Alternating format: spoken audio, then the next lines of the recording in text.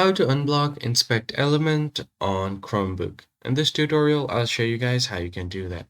So usually you use the inspect element feature to edit something on the web page.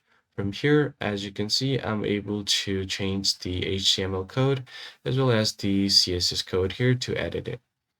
But if you are unable to do that in your Chromebook, you're going to have to create a bookmark first. So let's just go ahead and click on this bookmark option. And from here, let's just open the bookmark. Now, what I'm going to do is create a new bookmark. So in order to create a new bookmark, you can click on the option right here, and then right click on it, click on Bookmark Manager. Now click on Show Bookmark Bar first, and then click on Bookmark Manager. Now you're going to have to add a bookmark. Click on the top right, Add Bookmark. Let's just name it test for now. And on the URL, you're going to have to paste this script right here. You can either pause and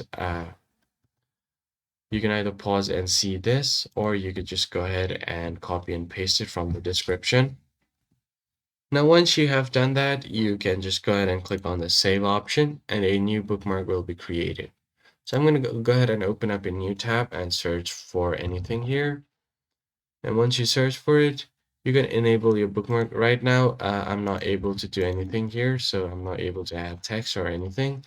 But once I get to the bookmark and click on it, once the bookmark is activated, I'm able to edit this and add anything I want, anywhere I want. So I can do anything here and add different kind of texts on the web page.